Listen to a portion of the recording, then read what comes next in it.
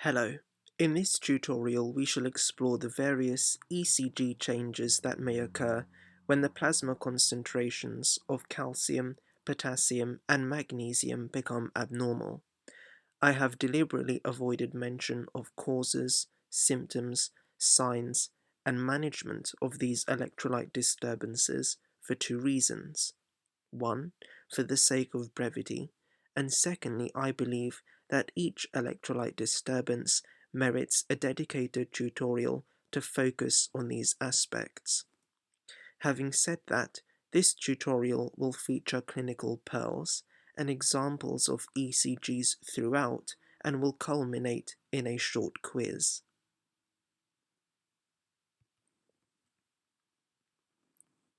So the objectives of this tutorial are to be able to define the following electrolyte abnormalities: hyper and hypocalcemia, hyper and hypokalemia, and hyper and hypomagnesemia.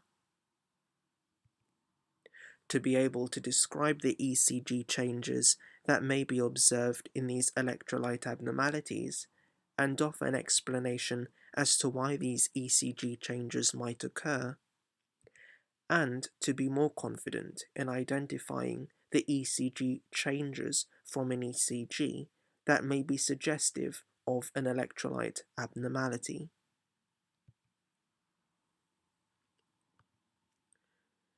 It is worth mentioning that this tutorial will heavily feature ECGs and that students should be familiar with the anatomy of the heart and the basic principles of the ECG trace.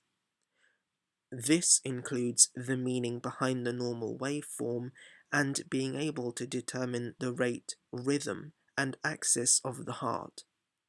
Students should also be familiar with textbook abnormal ECG waveforms such as those of conduction blocks, including bundle branch blocks, myocardial infarction, atrial arrhythmias, and ventricular arrhythmias.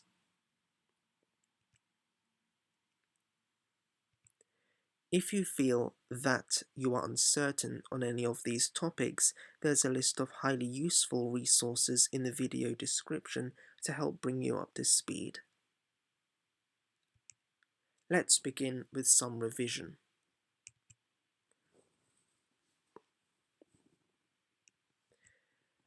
As you will already know, electrical discharge for each cardiac cycle normally begins in the sinoatrial node, which is situated in the right atrium.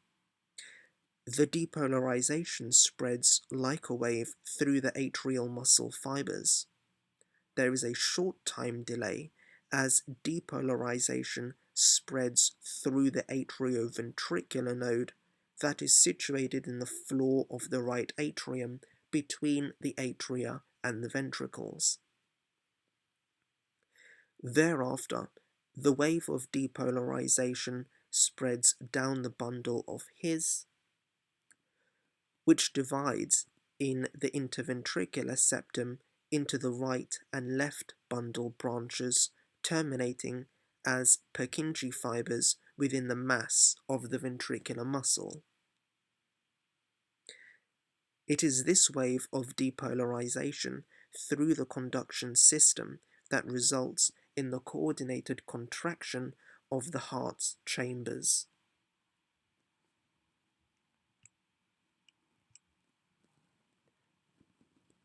The electrical activity of the heart is illustrated in the ECG complex. The P wave, normally less than 0.12 of a second, represents atrial depolarization, which results in atrial contraction.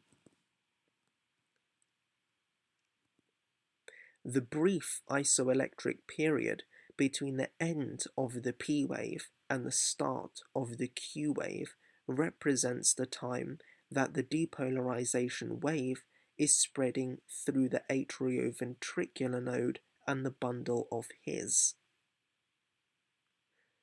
P wave changes represent changes in the depolarization of the atria.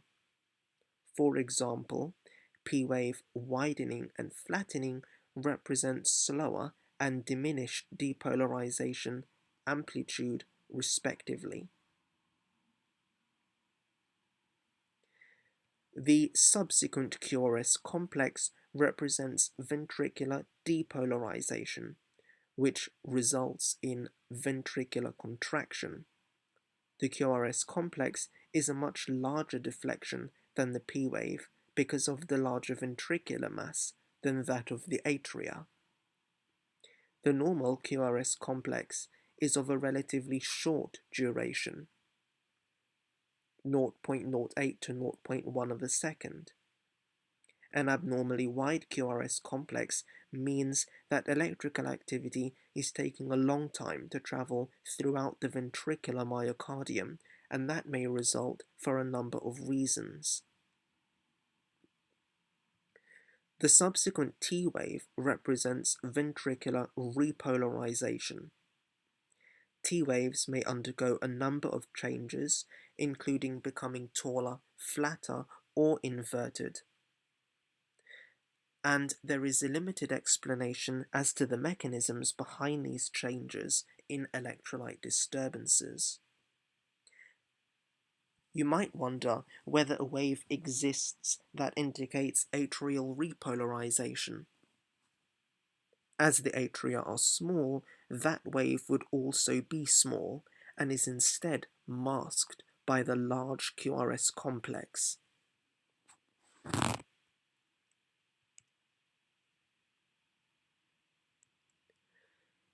Now, the period of time from the onset of the P wave to the beginning of the QRS complex is called the PR interval and should last between 0.12 to 0.2 of a second.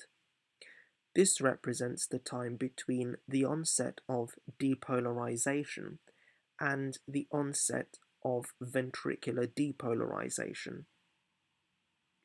A prolonged PR interval reflects an atrioventricular conduction block, also known as an AV conduction block, which basically means a delayed conduction through the atrioventricular node or the bundle of his or both bundle branches.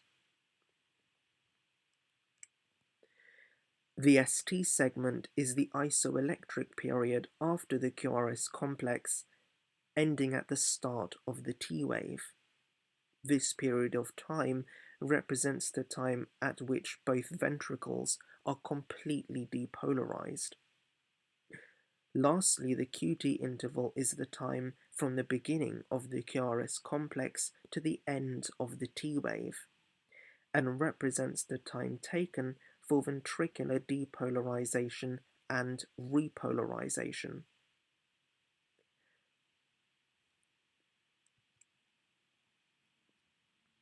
This interval varies depending on gender and the heart rate, and may be pathologically prolonged, for example, in certain electrolyte disturbances, as we will discuss later.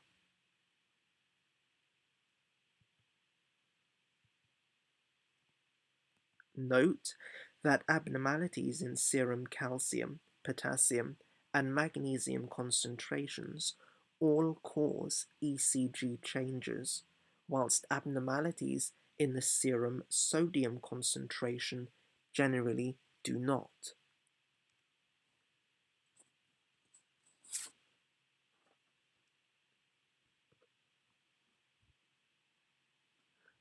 Now we'll briefly talk about cardiac action potentials.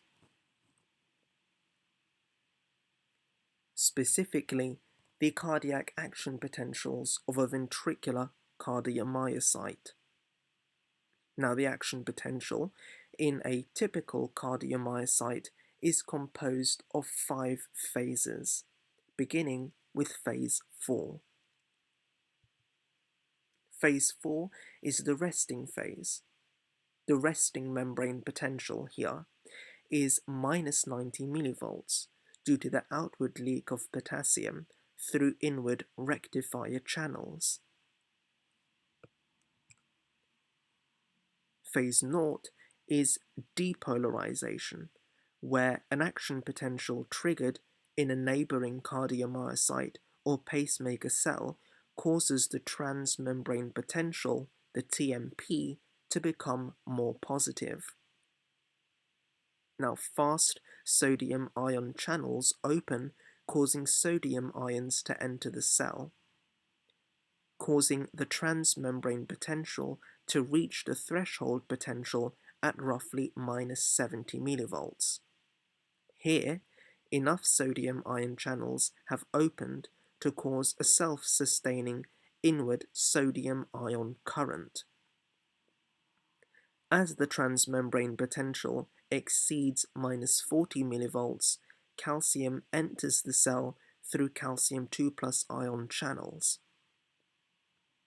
The rapid depolarization causes an overshoot whereby the transmembrane potential actually rises above 0 millivolts, and that results in the closure of sodium ion channels.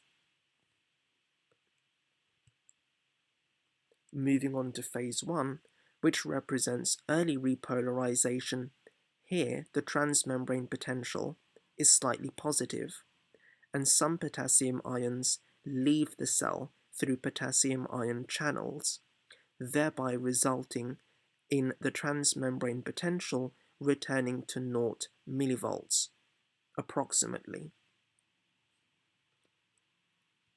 Phase 2 is called the plateau phase, and this is where the calcium 2 plus ion channels that opened in phase 0, they are still open, with a small constant inward current of calcium ions into the cell, preventing the transmembrane potential from rapidly falling back to minus 90 millivolts. And phase 3 is called repolarization, and this is where there is the inactivation of calcium 2 plus ion channels and continued outward flow of potassium ions through potassium ion channels, resulting in the transmembrane potential returning back to minus 90 millivolts, the resting membrane potential. Note that the described action potential is different to those action potentials that occur in the pacemaker cells that are found, for example, in the sinoatrial or atrioventricular node.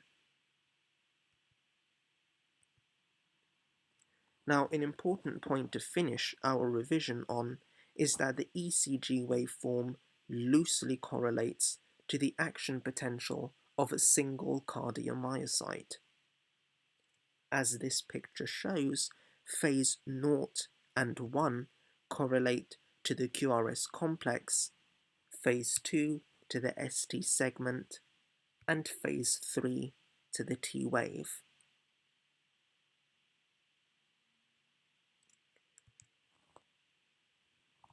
We shall begin our exploration of ECG changes caused by electrolyte disturbances with the most abundant mineral in the human body, calcium. Calcium plays a major role in myocardial contraction. Now, roughly half of all calcium in the extracellular fluid compartment is bound to albumin, whilst the other half exists in its biologically active ionized form. The serum ionized calcium level must be evaluated in light of the serum pH and the serum albumin, as the serum calcium concentration is dependent on both the albumin concentration and the pH.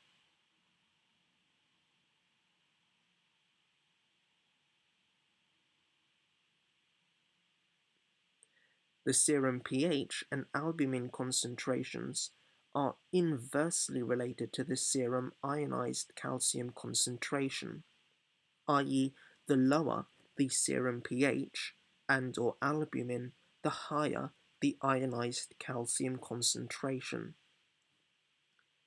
It is also worth adding that calcium antagonizes the effects of potassium and magnesium at the cell membrane, stabilizing the cardiac cell membrane against undesirable depolarization, and is therefore very useful for treating the effects of elevated serum potassium and magnesium. Hypercalcemia describes an elevated plasma concentration of total calcium above the normal range of 2.12 to 2.65 millimoles per liter, or an elevated plasma concentration of ionized calcium above that of the normal range. Some sources have classified hypercalcemia into mild, moderate, or severe, though exact thresholds differ between texts. Classically, hypercalcemia increases myocardial contractility and irritability. The main ECG abnormality associated with hypercalcemia is shortening of the QT interval, which typically occurs in severe hypercalcemia. Remember, the QT interval is the time from the start of the Q wave to the end of the T wave, and represents the time for ventricular depolarization and repolarization. Now, the shortened QT interval is due to a shortened ST segment, and that correlates to a shortened phase 2 of the cardiac action potential. Phase 2, remember, was the plateau phase.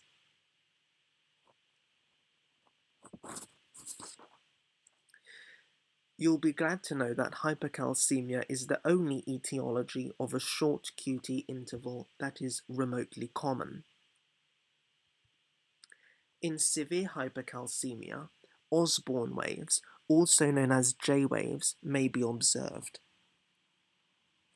Osborn waves are positive deflections at the J point, which is the point at which the QRS complex meets the ST segment, though appear as negative deflections in leads AVR and V1.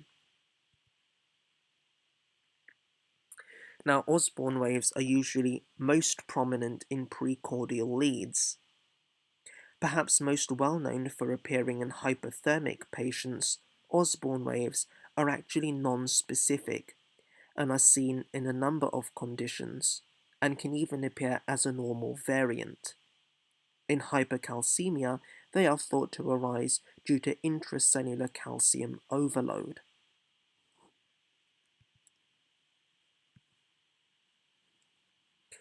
Several sources also include T-wave flattening and widening, which likely represent altered repolarization, though exact mechanisms are unclear.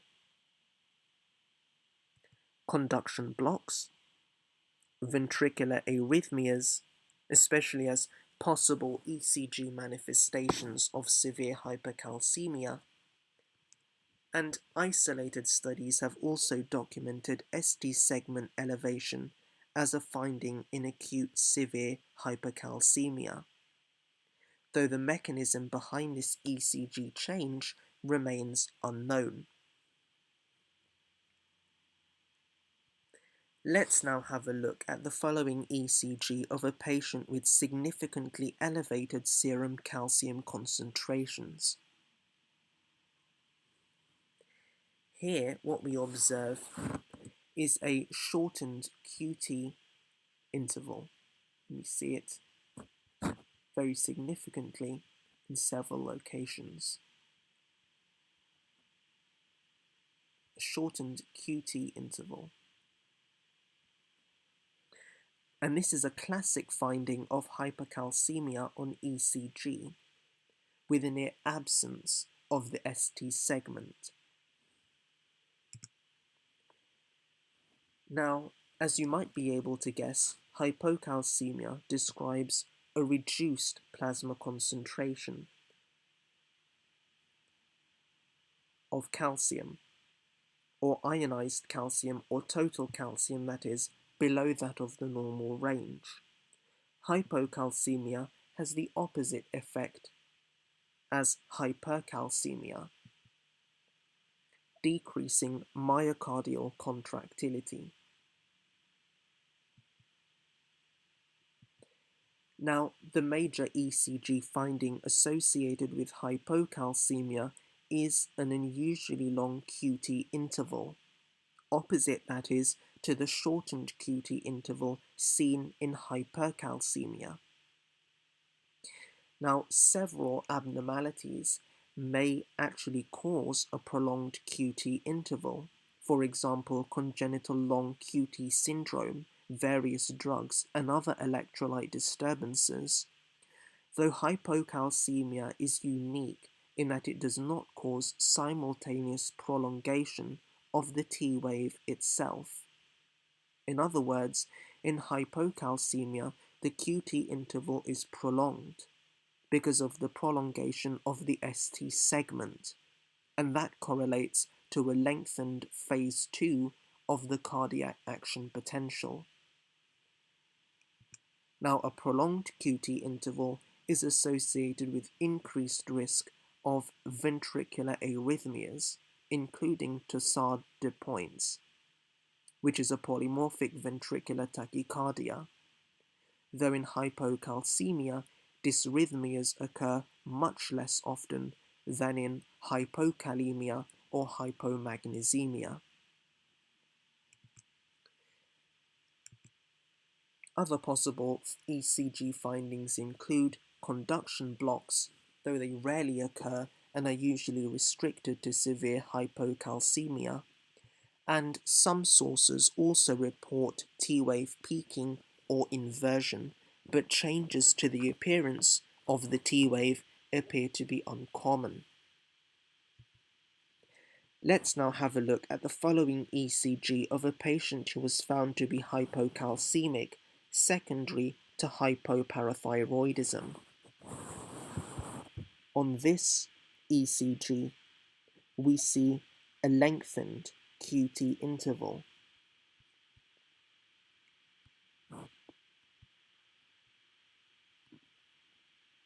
with a prolonged ST segment. And again, that's a typical finding of hypocalcemia on ECG. We will now move on to derangements of the serum potassium. Hyperkalaemia describes a situation where there is an elevated plasma concentration of potassium above the normal range. Now, some sources have classified hyperkalaemia into mild, moderate, and severe, though the value of such classification is limited for two reasons. First, as discussed in more detail shortly, one should not assume that life-threatening complications can only arise when the so-called severe hyperkalemia has developed, when the plasma potassium concentration is greater than 7.0 millimoles per liter, and second, the definitions of the various stages of hypokalemia differ, sometimes quite significantly depending on the text used. Now, when the extracellular potassium concentration is increased, as in hyperkalemia, the ratio between intracellular and extracellular potassium concentration is decreased, and the resting membrane potential of cardiomyocytes becomes less negative, so basically greater than minus 90 millivolts. This will affect the height and the velocity of phase naught of the cardiac action potential, that's the depolarization phase, slowing conduction. The increased extracellular potassium reduces myocardial excitability, causing depression of both the pacemaking and the conducting tissues. In other words, hyperkalemia results in suppression of impulse generation by the sinoatrial node and reduced conduction of impulses by the atrioventricular node and the Hypokalaemia system. So, what might this result in? Well, as you might be able to infer, this can cause a bradycardia, that is a reduced heart rate, conduction blocks, and ultimately cardiac arrest. Let's look at this in more detail, with focus on the stereotypical progression of ECG changes seen with worsening hyperkalemia. The first change, when the plasma potassium levels reach 5.5 to around 6.5 millimoles per liter, are tall peaked T waves, usually seen more prominently in the precordial leads. These tall peaked T waves are associated with abnormalities of repolarization and correlate to a more rapid phase 3 or steeper downslope of the cardiac action potential. Unless the plasma potassium has changed abruptly, at this concentration, patients are most likely to be asymptomatic. It's worth noting that peaked T waves aren't 100% specific to hyperkalemia and are often seen minutes after a myocardial infarction, often referred to as hyperacute T waves. Rarely, peaked T waves may also be a normal variant. As the plasma potassium level rises to above 6.5 millimoles per liter, it's treated as a medical emergency and needs urgent treatment. As the plasma potassium rises above 6.5 millimoles per liter, the conduction further slows, and the atria actually become progressively more paralyzed. Depolarization from the sinoatrial node travels through internodal pathways to the atrioventricular node, and these internodal pathways are more resistant to hypokalemia, increasingly therefore bypassing the atrial myocardium. And this phenomenon, where depolarization spreads from the sinoatrial node to the atrioventricular node through internodal pathways bypassing atrial myocardium, is called sinoventricular conduction. Now, this results in the widening and flattening of the P wave, lengthening of the PR segment, that's essentially first degree heart block, and eventually the disappearance of P waves altogether. As the plasma potassium rises to more than 7 millimoles per liter, bradycardia and conduction abnormalities typically appear. ECG findings include QRS widening and further atrioventricular or bundle branch blocks, indicating slower conduction of the depolarization wave. Finally, at plasma potassium levels above 9 millimoles per liter, the so-called sine wave pattern may appear, where the QRS complex blends with the T wave. Now, the appearance of the sine wave heralds the high chance of immediate ventricular fibrillation and cardiac arrest, and death is imminent. Interestingly, this is also one of the most common methods used to execute prisoners in the United States, where prisoners are first given a sedative, then a paralytic agent, and finally a rapid bolus of intravenous potassium to trigger cardiac arrest.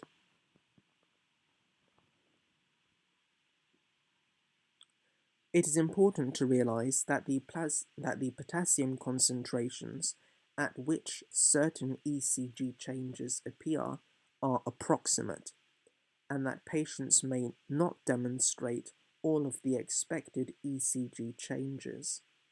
The point at which certain ECG changes develop depend on a number of factors.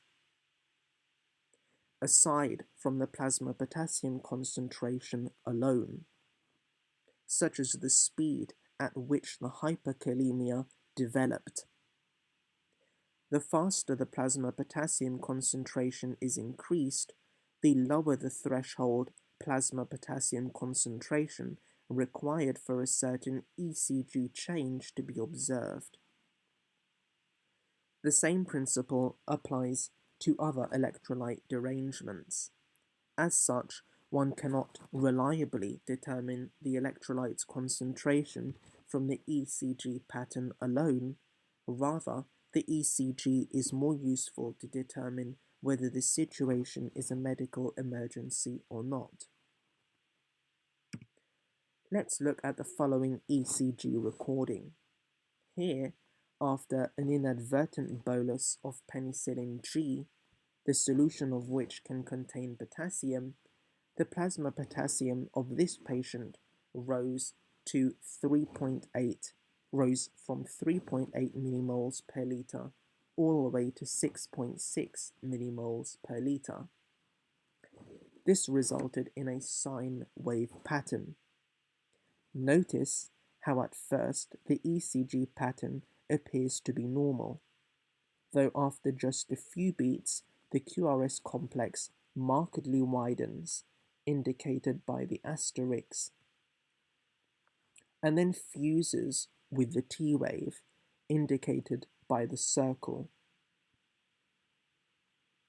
In the bottom panel, you can see that shortly afterwards, the sine wave pattern has already appeared. In addition to these changes, notice how the aortic pressure, which is the bottom trace on each panel,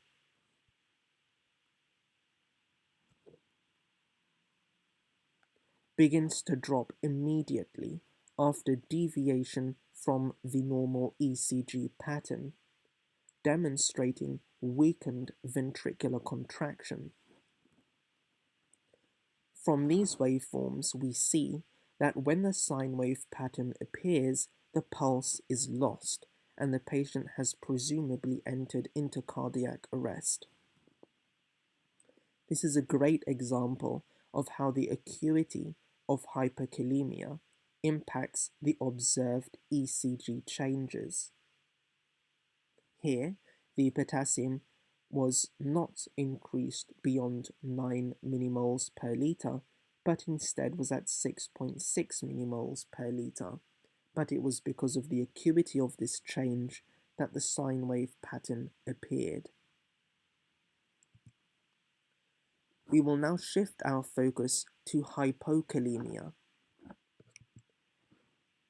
The opposite of hyperkalemia, as the name implies, hypokalaemia, describes the situation where the plasma concentration of potassium is below that of the normal range. Several sources have classified hypokalemia into mild, moderate, and severe, though exact thresholds of each stage differ depending on the text that is used. Patients are almost always without clinical manifestations until the plasma potassium concentration drops below that of 3 millimoles per liter. Regardless, if the plasma potassium concentration is less than 2.5 millimoles per liter, urgent treatment is required.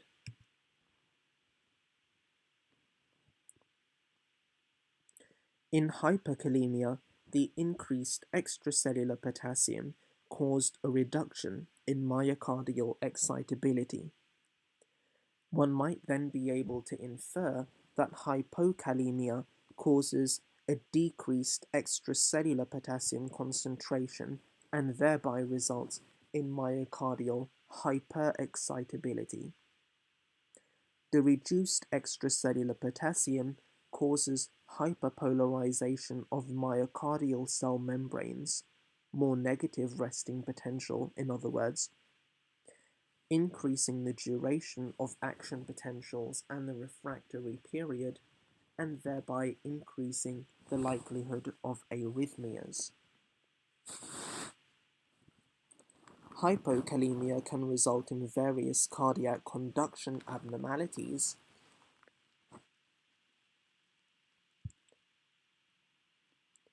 For example, atrial fibrillation, which is the most common, hypokalemia-associated rhythm, and even life-threatening ventricular tachycardias, including torsades de pointes.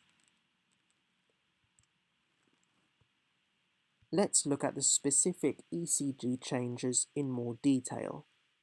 When the plasma potassium concentration falls below around 2.7 millimoles per liter, one might observe 1. A prolonged PR interval, and that, remember, reflects a delayed conduction through the AV node bundle of his and or both bundle branches, ST segment depressions, and T-wave flattening or inversion, the causes of which in electrolyte disturbances are not yet clear, and U waves. Now, U waves, pathological U waves, are these prominent, often in the precordial leads, most prominent in the precordial leads, are these positive waveforms that come after the T wave but before the subsequent P wave. Now, the etiology or mechanism behind this wave is unknown. There are a few theories regarding the origin of the U wave, but further exploration is beyond the scope of this tutorial. So here's an example of the U wave where we actually see this positive waveform that comes after the T wave but before the subsequent P wave. And remember that the U wave is often most prominent in precordial leads. Now,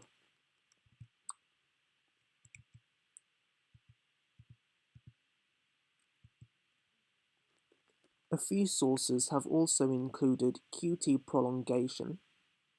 The most authoritative of sources suggest that this is actually erroneous and is likely to be due to either of two reasons. Firstly, an apparent or pseudo-prolongation of the QT interval, seen due to the fusion of the T and U waves, in other words, measurement of the QU interval. Alternatively, the observation of pre-existing QT prolongation that is in fact completely independent of the hypokalemia. Now, with worsening hypokalemia, supraventricular and ventricular ectopics may become more frequent. As previously mentioned, supraventricular tachyarrhythmias such as atrial fibrillation and ventricular arrhythmias such as ventricular tachycardia, torsades de pointes, and ventricular fibrillation may also develop. Life-threatening arrhythmias may especially develop when hypokalemia is combined with any of the following: coronary ischemia, QT prolonging drugs such as certain antiarrhythmics such as amiodarone or sotalol, tricyclic antidepressants and erythromycin, digoxin toxicity, and hypomagnesemia. Let's now look at this example. Here this patient developed profound hypokalemia following diuretic use. I want to bring your attention to the lead V4. where we can see a clear demonstration of a T wave followed by a U wave. So the T wave as highlighted by the black arrows and the T wave as highlighted, the U wave as highlighted by the red arrows. Sometimes the T wave may be followed by an isoelectric period before commencement of the U wave, but as in this example, it's not always the case. I also want to point out how easy it is for clinicians to believe that QT prolongation occurs in hypokalemia. In lead AVF, the positive deflection after the QRS complex is not actually a T wave, so that red arrow is not actually demonstrating the QT interval, rather that positive deflection is a U wave, indicating a QU interval, if you like. So that gives us an example of how QT prolongation may not actually occur in hypokalemia, but instead it is most likely to be due to an actual U wave being present, leading to a so-called QU interval. It is interesting to note that the plasma concentration of magnesium often follows that of potassium as well as calcium. Take, for example, the fact that roughly half of all hyperkalemic patients also demonstrate hypomagnesaemia, as the underlying disorders, for example, diarrhea or diuretics, may cause both potassium and magnesium loss. Indeed, as previously mentioned, the presence of hypomagnesaemia increases the risk of life-threatening ventricular arrhythmias in hypokalemic patients. As such, several sources advocating both plasma advocate checking both the plasma potassium and the magnesium in any patient that presents with arrhythmia. Furthermore, the effects of abnormal magnesium levels on the heart are broadly similar to that of the abnormal potassium effects on the heart. On this note, we shall now turn our attention to disorders of plasma magnesium concentration.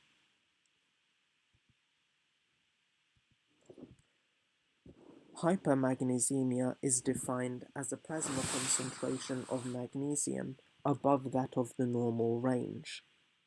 Like hyperkalemia, elevated plasma concentrations of magnesium actually reduce myocardial excitability, depressing conduction of electrical impulses through the heart.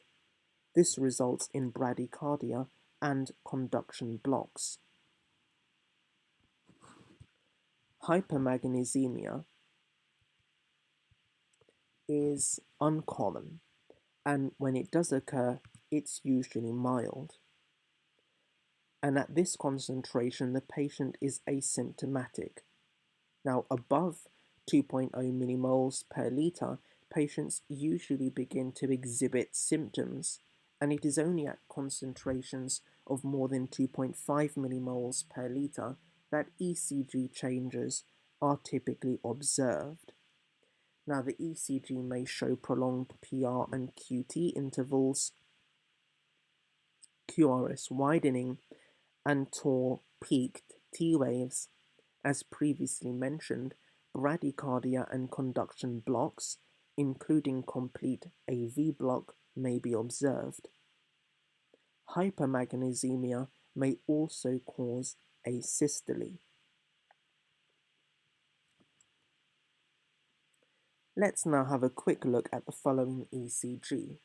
This is an ECG of a child with mild cerebral palsy and end-stage renal disease, who was given magnesium oxide as a laxative.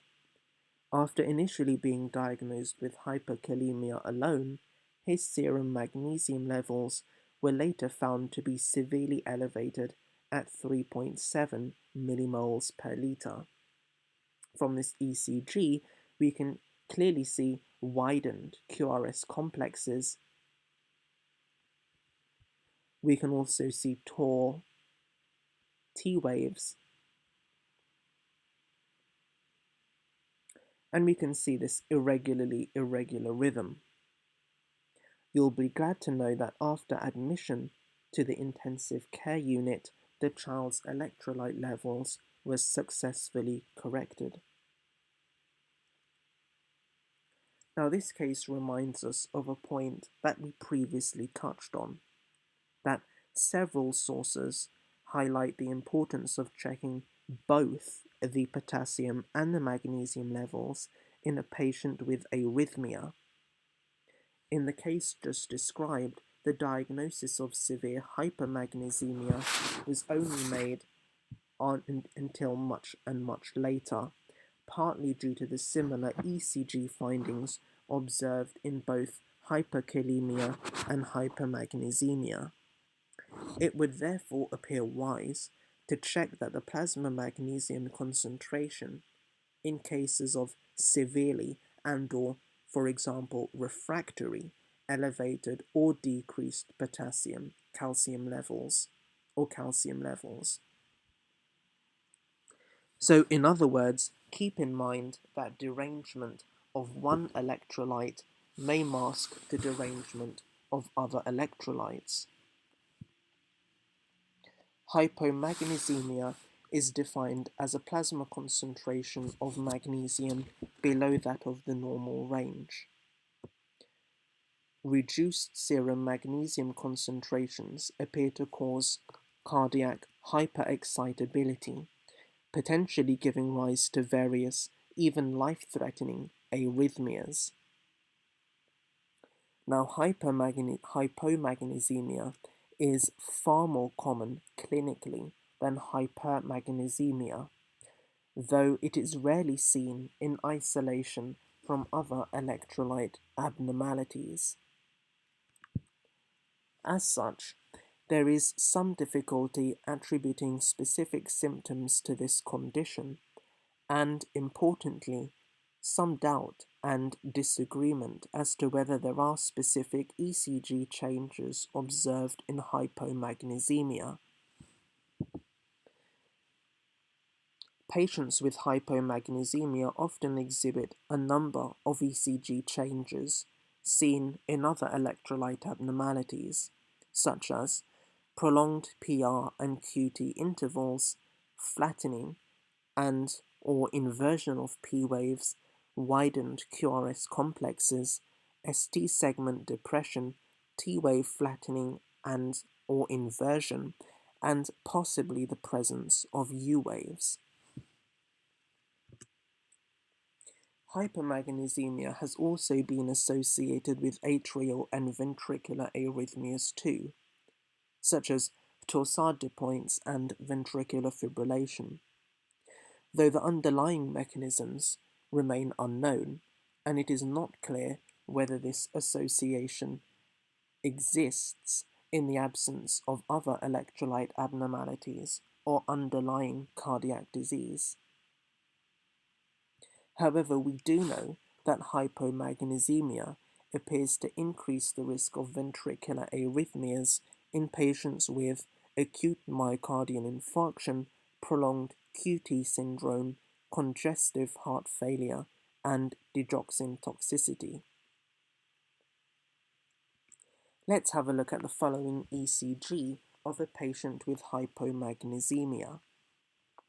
The abnormality here is the prolonged QT interval, one of the most common ECG changes observed in hypomagnesemic patients.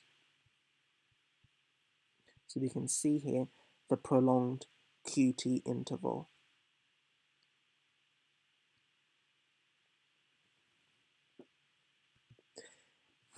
Now, perhaps to your frustration, you will notice that many of the ECG changes associated with electrolyte abnormalities are not specific to any particular one of those electrolyte abnormalities. For many students, This might make these ECG changes harder to commit to memory. Furthermore, in practice, few patients will exhibit all of the documented ECG changes associated with a particular electrolyte abnormality, perhaps making ECG interpretation more challenging. To further complicate things, not all patients will develop textbook ECG changes at a particular electrolyte concentration, and the presence of ECG changes depend on other factors aside from the electrolyte concentration alone, such as the acuity of the electrolyte derangement. Given all of what's just been said, some students may wonder why then bother with ECG interpretation when measurement of electrolyte concentrations would suffice. Here it is worth remembering that ECG serves not to provide measurements of electrolyte concentrations, but is instead a descriptive picture of cardiac function. Yes, the ECG changes might not be specific to a particular electrolyte derangement, and each patient without doubt will present differently to the next, but the ECG remains of enormous value, as it provides us with a near instantly available real-time view of cardiac function. Using the ECG in conjunction with information on the patient's symptoms, signs, and history, doctors may be able to at least partially deduce the electrolyte derangement and perhaps even lead to faster management before laboratory results become available. At the very least, it allows continuous monitoring for any life-threatening arrhythmias, an approach that has undoubtedly saved many thousands of lives. As such, it remains crucial that medical students are able to interpret these ECG traces. Let's now review some of the ECG changes observed with the derangement of calcium, potassium, and magnesium plasma concentrations. You can pause the tutorial here to review the ECG changes for as long as needed.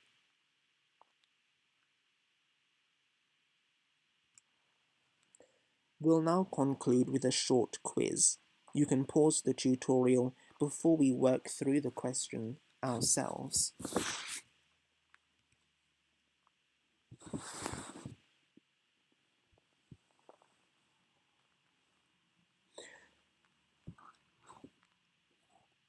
So an 8-year-old woman presents to the emergency department confused and vomiting. Now, laboratory results aren't yet available, and she has a low blood pressure and has taken atenolol for many years, and according to her daughter, takes weekly bone strengthening tablets and vitamin D and calcium supplements. Now, a fellow junior doctor shows you her ECG for your opinion, suggesting an electrolyte disturbance. So name the most likely electrolyte disturbance with reference to this ECG. So the answer would be hypercalcaemia. The ECG shows bradycardia, and that's most likely to be a junctional escape rhythm. The P waves appear absent, and the QRS complexes appear a little wide. Now, of particular significance is the very short QT interval that we observe, and that's a classic finding of hypercalcemia. Remember, a long QT interval is seen in hypocalcemia.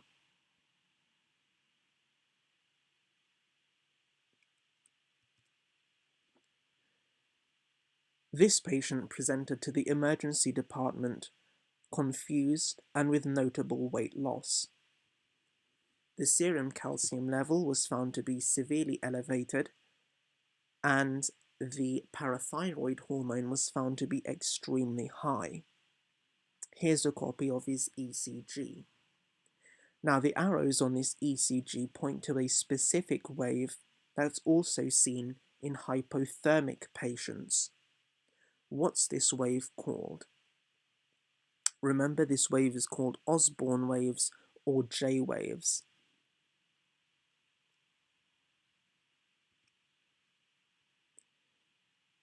This patient suffered from acute renal failure and had a serum potassium level of 8.6 millimoles per litre, so that's significantly high potassium levels.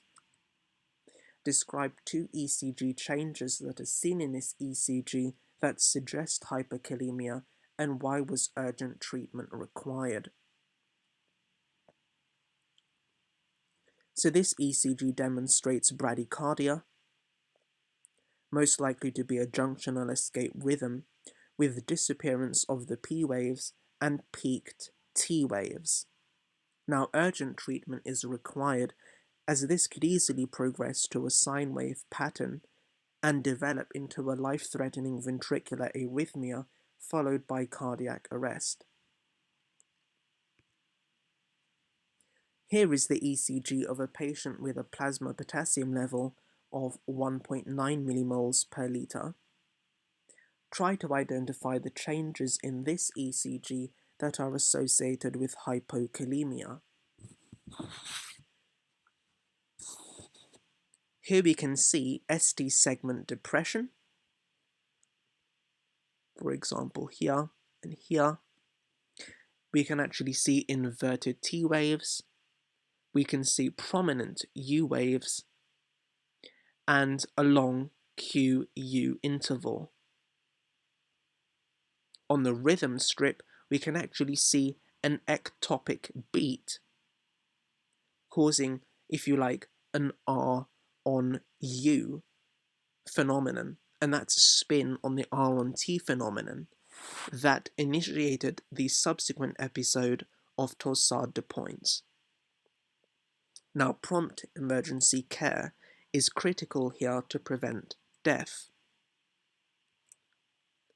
Name 3 ECG changes that have been seen in both hypermagnesemia and hypomagnesemia.